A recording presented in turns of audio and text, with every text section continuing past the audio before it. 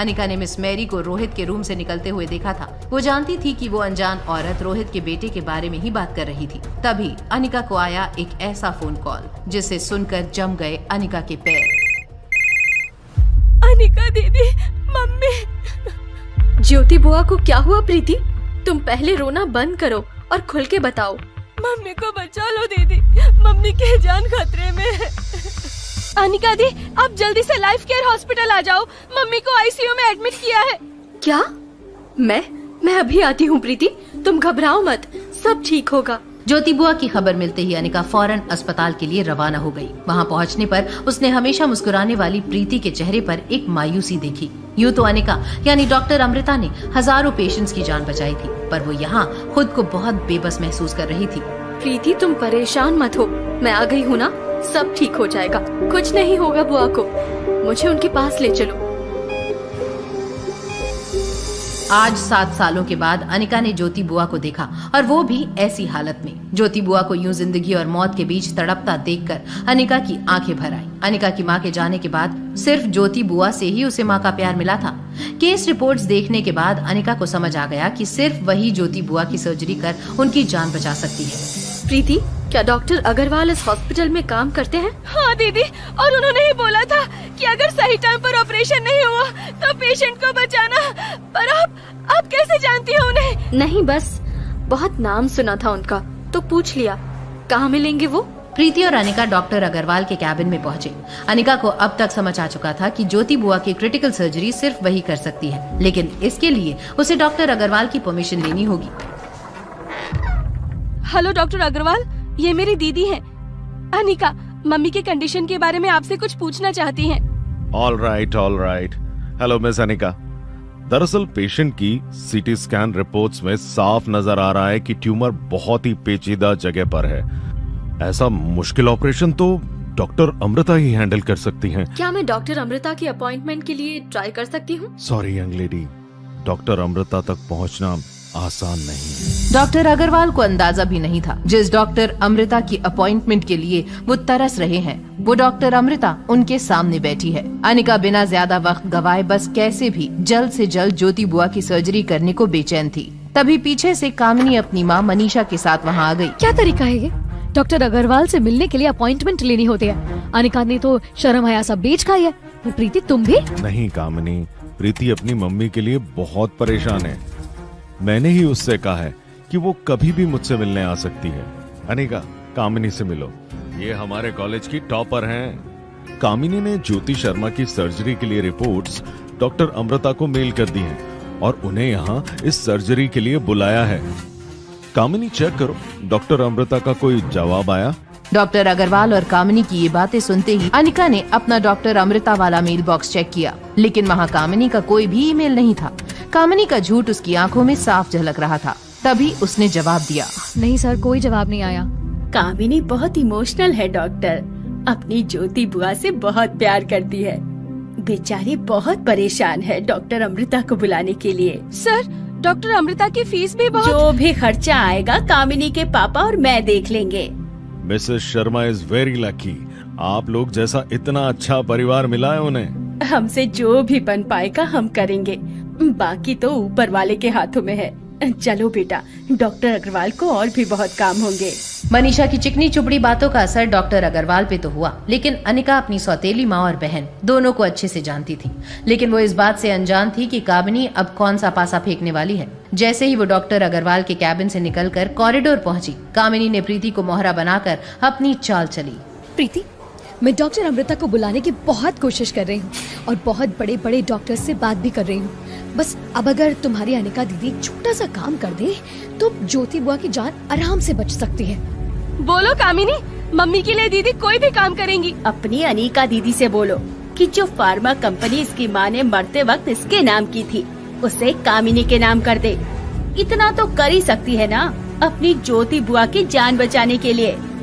ज्योति बुआ के बहुत सारे एहसानों को चुकाने का मौका है अनिका आज तुम्हारे पास, तो इसमें इतना सोचना क्या है।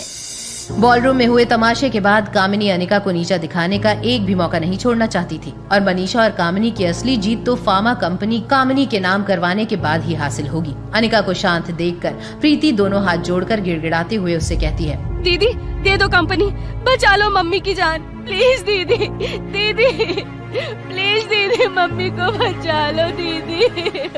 अनिका जानती थी ये कामिनी और मनीषा की कोई साजिश है। कामिनी का मेल ना मिलने पर ही अनिका को शक हो गया था, लेकिन प्रीति को ये समझाना मुश्किल था। इसीलिए अनिका चुपचाप वहाँ से चली गई और होटल पैराडाइज पहुँचते ही अनिका ने रोहित मारवा को देखा और उसे मिस मेरी की बात याद आई। ना चाहते हुए भी अनिका ने रोहित मारवा को आवाज दी, mister Marwa, your son is in danger. Rohit ने ध्यान नहीं दिया और आगे जाने लगा क्योंकि वो अनिका को इग्नोर कर रहा था। Mister Marwa, please listen to me, please please मेरी बात सुनिए, आपका बेटा खतरे में है। क्या क्या कहा तुमने? जिस आर्यन की हिफाजत रोहित मारवा अपनी जान से भी ज्यादा करता था, उसी आर्यन के खतरे में होने की बात सुनकर रोहित सहम उठा। What do you mean by that? क्या किया तुमने मेरे बेटे के साथ? क्या? मैं तो बस आपकी मदद कर रही हूँ। मिस्टर मारवा, आप प्लीज मेरी बात समझने की कोशिश कीजिए। जो भी कहना चाहती हो साफ साफ कहो। आपके बेटे की ट्यूशन टीचर उसे मेंटली टॉर्चर कर रही है और इसका आपके बेटे की मेंटल हेल्थ पर क्या असर हो सकता है, ये मुझे आपको बताने की जरूरत नहीं है। Please take care. अनिका की बातें सुनकर रोहित को बड़ा धक्का लगा। रोहित के लिए अनिका की बातों पर यकीन कर पाना मुश्किल था, पर उसके पास उन बातों को झूठा मान लेने की भी कोई ठोस वजह नहीं थी। रोहित इसी सोच में फंसा हुआ था कि वो कैसे अपने बेटे पर कोई आंच न आने दे। वहीं इन सब से बेखबर आर्यन के साथ होने वाला था कुछ ऐसा जो उसके होश उड़ा देगा। अब देखना मैं नेक्स्ट गेम में तुम लोगों का क्या हाल करता हूँ। इस बार की वर्ल्ड चैंपियनशिप तो मैं ही जीतूंगा। आर्यन प्लीज तुम देख लो ना दरवाजे पे कौन है, मैं एक इम्पोर्टेंट गेम के बीच में हूँ। ओके चाचू, नो प्रॉब्लम।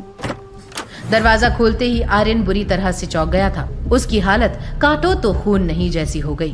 कौन था दरवाजे पर जिसको देखकर आर्यन का ऐसा हाल हो गया था? क्या आर्यन फंसने वाला था किसी बड़ी मुसीबत में? वहीं अपने बेटे के लिए परेशान रोहित मारवा के कानों में अब तक गूंज रही थी अनिका की कही बातें। अगर आर्यन किसी मुसीबत में होता तो वो मुझसे कहता, या फिर मुझसे ना सही तो एटलीस्ट सनी से। मेरा बेटा किसी मुसीबत में है ये उस औरत को कैसे पता? कहीं वो ये सब मेरे और आर्यन के करीब आने के लिए तो नहीं? नहीं, उसकी आंखों में एक सच्चाई है। और जो भी हो, मैं आर्यन को लेकर थोड़ा सा भी रिस्क नहीं ले सकता। Not at all. अपने बेटे से बेइंतहा प्यार करने वाला रोहित मारवा ये तय कर चुका था कि वो अनिका की कही हुई बातों पर जरूर गौर करेगा, क्योंकि रोहित के लिए आर्यन की सलामती से बढ़कर और कुछ भी नहीं था। वहीं दरवाजा खोलते ही आर्यन ने कुछ ऐसा देखा जिससे उसे अपनी आंखों पर यकीन नहीं हो रहा था। आर्यन के ठीक सामने खड़ी थी उसकी हमशक्ल रिया। क्या? ये कैसे? तुम मेरी तरह सेम टू सेम कैसे? मुझे नहीं पता कैसे। रिया और आर्यन एक दूसरे को देखकर चौंक गए। वो दोनों ये समझ नहीं पा रहे थे कि दो लोग आज तक जो एक दूसरे से मिले तक नहीं थे, उनकी शक्ल हूबहू एक जैसी कैसे हो सकती है। तभी उन दोनों के कानों में सनी की आवाज पड़ी। किससे बातें कर रहे हो आर्यन? कौन है दरवाजे पे? सनी की आवाज सुनकर रिया और आर्यन दोनों घबरा गए और रिया को याद आया कि आर्यन अपने डैड और चाचू के साथ रहता था।